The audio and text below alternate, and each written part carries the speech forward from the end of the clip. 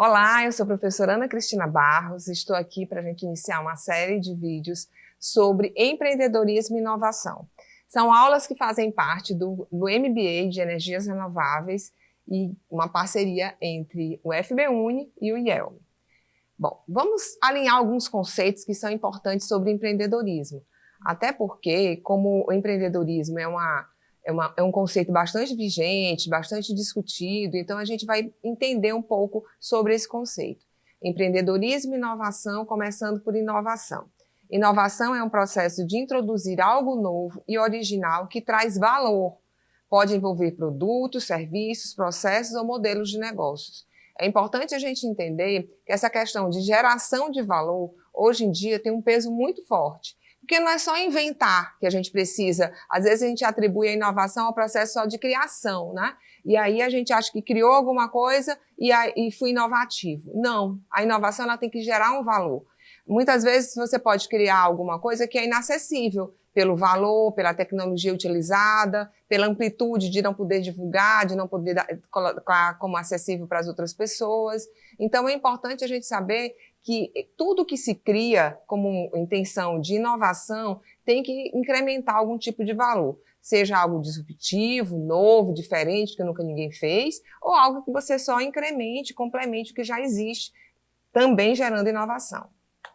E aí, então, a gente continua, pode ser definida como a introdução de novas ideias, produtos, processos ou tecnologias que tragam valor e promovam mudanças positivas em uma organização ou na sociedade.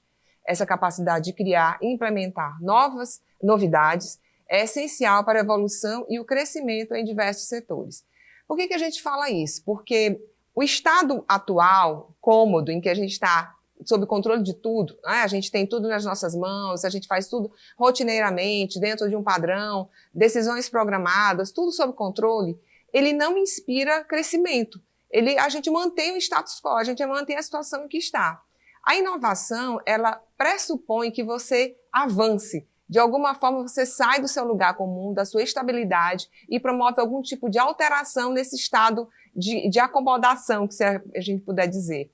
Por quê? Porque esse estado de acomodação ele é um estado natural em que a gente até se sente mais confortável, porque ele não é desafiador. Eu tenho segurança do terreno que eu estou pisando, onde eu estou andando, das coisas que acontecem ao meu redor, porque eu já conheço, elas já são programadas. Quando eu inovo, eu ouso, eu saio do lugar comum, eu deixo de fazer aquilo que eu sempre fazia da mesma forma e procuro uma forma diferente de fazer, acrescentando ou mudando completamente aquela maneira de proceder àquela determinada atividade, serviço, produto, enfim. Então, é algo disruptivo no meu modo de ser, no meu controle das minhas atividades. Eu saí desse estado de acomodação, no sentido de estar tudo sob meu controle, e inovar, buscar uma nova forma de implementar alguma coisa que contribua para esse desenvolvimento. Por isso que a sociedade, ela estimula muito a inovação, estimula muito a criatividade e especialmente as organizações também.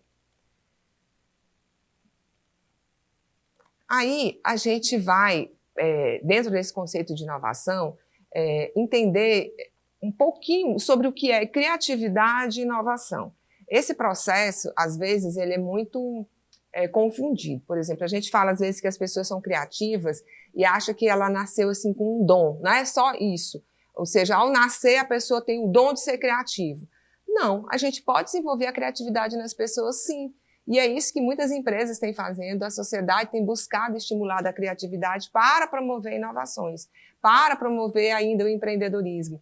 Então, é algo que a gente pode desenvolver sim, a capacidade de criatividade. Só que não é mágico, não é algo que, uma flecha que cai em cima da sua cabeça e vem um raio, sabe, a lâmpada, né, que você agora, opa, fui criativo, chegou a grande ideia. Isso pode até acontecer com insights, né, mas não é assim. Tem um processo criativo que é por isso que a gente consegue, de alguma forma, promover esse repasse de desenvolvimento para que as pessoas possam ser criativas. O que eu estou apresentando aqui para vocês? Essa escola é uma escola tradicionalíssima, muito conhecida pelo pessoal da área do design, da área de arquitetura, enfim, é a Bauhaus. A Bauhaus é uma escola que, antes da Segunda Guerra, ela teve um papel muito disruptivo também, porque ela, como era uma escola que trabalhava essa parte do design, especialmente ligada a móveis, a como as pessoas podiam pensar os ambientes, né? Só que esse modelo mental deles, dessa escola, ela ultrapassou os muros da própria escola. Todo mundo começou a beber dessa fonte, da mentalidade que a Bauhaus promoveu. Por que eu estou colocando isso? Porque essa é a base de muitos processos que hoje a gente tem como exemplos de inovação, como exemplos de empreendedorismo na nossa sociedade atual, que foram buscar lá nessa fonte todos os princípios relacionados à capacidade criativa. O que estimulava a Bauhaus? Ela estimulava que, para que você pudesse produzir, criar qualquer coisa, não bastava apenas ela se propor ao que ela tem por finalidade principal. Ela tinha que ir mais, ela tinha que promover mais do que simplesmente isso. Deixa eu dar um exemplo. Por exemplo, uma cadeira, né? Eles tinham uma cadeira, a cadeira você utiliza para sentar, o objetivo dela é esse, o design da cadeira, as 4 pernas, enfim, o assento, o encosto, tudo isso é projetado para essa finalidade. Só que uma cadeira ela pode significar muito mais do que só você sentar para se descansar, por exemplo. A cadeira ela pode significar status, pode significar poder, pode significar beleza, né? Então, tudo isso tem um valor a mais do que simplesmente o material que está ali envolvido e a forma que você pode utilizá-lo. Esse valor que se atribui ao material físico que a Bauhaus colocou, ela inspirou as pessoas a pensarem diferente, a mudar o mindset delas e pensarem que não é só o produto que importa, é também a experiência do usuário em utilizar aquele produto.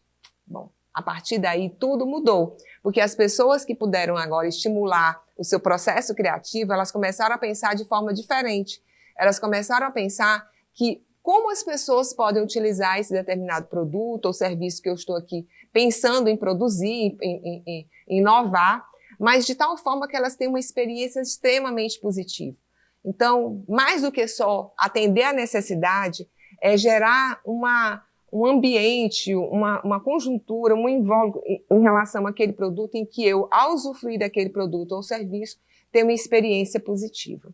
Aí você já pode ver que dentro da nossa modernidade, muitas pessoas aderiram a isso. E aqui eu trago o exemplo do Steve Jobs, que foi um cara super, não tenho o que falar, né, inovativo, empreendedor, disruptivo, e tinha uma maneira de pensar muito própria, muito baseada na inspiração dessa escola, que era exatamente isso. Ele não buscava simplesmente atender a necessidade.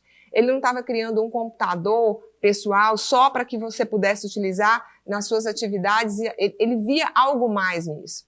Tem a cena de um filme que eu vou passar um trechinho aqui para vocês, que ela fala exatamente assim, e eu vou só recomendar o que eu quero que vocês prestem atenção. Ele não era um grande programador, mas ele fez toda uma junção de uma equipe que desempenhava papéis, cada um nas suas competências, de altíssimo nível. Portanto, a equipe dele era muito boa para tudo que ele imaginava criar. E aí, um determinado dia, ele chegou para essa equipe e falou assim, cadê o prompt? Onde é nesse menu aqui que eu posso utilizar para escolher as fontes as fontes das letras, né? E aí as pessoas falavam assim, não, mas a gente tem tanta coisa para entregar que são necessárias, que a gente ainda está abarrotado de trabalho, a equipe toda reclamando que estava muito cansada, porque toda hora ele pensava em alguma coisa diferente em função do que as pessoas poderiam querer. Aí ele falou assim, como assim isso não é necessário? Como ter outras fontes não é necessário? Eu já tinha pedido isso, por que não foi feito? Por que isso não foi considerado algo importante? Se o que nós estamos falando aqui é exatamente da experiência positiva, e se a experiência é boa para o usuário, ter mais de uma fonte é importante sim, é necessário sim a gente ter. Até porque até então não tinha nenhum editor de texto em nenhum lugar que tinha mais de uma fonte, já bastava uma, já era muito, imagina você ter a infinidade. Agora pensa aí hoje, você imaginar algum tipo de edição de texto que não tivesse a quantidade de fontes, alternativas de fontes que a gente tem e utiliza hoje. Isso é quase lugar comum, ninguém nem imagina, ninguém nem pensa sobre isso. Mas ele pensou lá atrás e viu que isso acabava por ser algo que eu gostaria de escrever de uma forma diferente, teclando. Então, acompanhe aí o trechozinho do filme para vocês perceberem qual é a mentalidade que a gente está falando aqui. Tem que ser intuitivo, pré-cognitivo. Ou seja, eu quero que ele saiba o que você quer fazer antes mesmo que você saiba. Ainda estamos falando sobre os prompts de comando? Estamos falando sobre tudo. A coisa toda. O Lisa. Esse é o futuro e eu estou dizendo... Quer dizer, o Lisa vai fazer nos próximos 10 anos o que o Apple II fez nos últimos 3. Eu tenho certeza disso. Sabem por que as pessoas compram um Apple? Por que elas compram um Apple e não o concorrente? Porque ele tem bravata. Dá status social. Quer saber, é ainda mais do que isso. É uma moeda social. Nós elevamos o padrão. E se quisermos ficar lá em cima, temos que arriscar tudo. Grandes artistas, Dylan, Picasso, Newton, se arriscaram ao fracasso. E se quisermos ser grandes, temos que nos arriscar também. Na barra de comando? Em tudo. Mas... E começa com as pequenas coisas. Há mais de 20 funções diferentes ligadas a cada variação da barra de comandos, que, aliás, leva semanas para ser programada. Não estamos fazendo nada que a IBM já não tenha feito. Eu prefiro apostar na nossa concepção a fazer um produto imitação. Temos que tornar as pequenas coisas simplesmente inesquecíveis. Vamos começar com uma coisa simples. Editor do Lisa, o que acontece se eu clicar em uma dessas guias? Você acessa um menu e depois preferências e opções de página. Exato, isso mesmo. Agora, em qual guia eu clico para obter estilos diferentes de fonte? Quantos estilos de letra existem no editor de texto do Lisa? Essa é uma questão que eu queria discutir com você, Steve. Eu tô pedindo essas fontes há meses. Mas tudo que temos discutido é conceitual. E desculpe, mas estilo de letra não é exatamente uma questão urgente no momento. Tudo é uma questão urgente. Se quisermos que o projeto Lisa se transforme em realidade, nós temos que dar o máximo e fazer algo incrível. Vocês viram aí no vídeo, né? Como a cabeça dele pensava diferente e ele realmente estava muito à frente, levando essa bandeira da experiência. Por que a gente fala isso? Tem uma metodologia que é chamada Design Thinking, que ela utiliza exatamente esse processo de criação. A gente não vai falar especificamente dela, entrar em detalhes, mas só para vocês terem uma ideia, ela faz parte do processo criativo. Muitos se utilizam do Design Thinking para o processo criativo, dentro do processo de inovação, porque facilita esse entendimento, esse modelo mental de entender o quanto a experiência do usuário é importante. E aqui, quando a gente fala do Design Thinking, a gente está falando de um modelo mental. A gente não está falando simplesmente do processo, porque o processo ele existe, mas antes do processo eu tenho que entender pensar de forma diferente para que eu possa implementar esse processo, a metodologia do que a gente falou aqui, da criação de um negócio, da prospecção de um produto, seja o que for que a gente estiver trabalhando dentro do processo de inovação. Então, o Mindset, extrapolando a sua aplicação na produção industrial e ampliando para uma abordagem voltada para a elaboração e solução de problemas e geração de valor.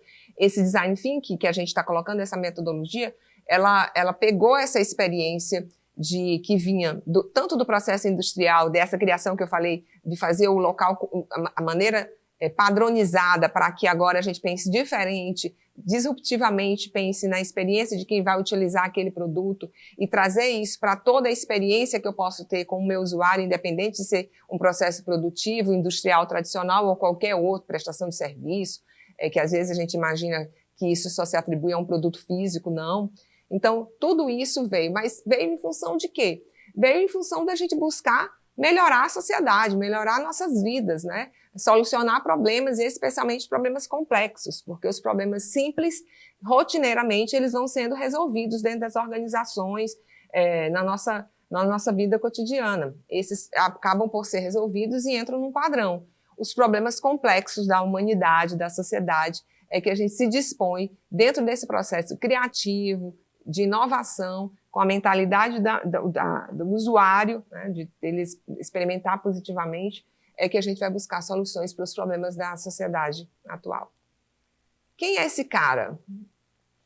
Eu faço essa pergunta, bastante conhecido, quem está aí do outro lado deve saber já, e então dá um Google, já olha, já vi por aí quem vai ser.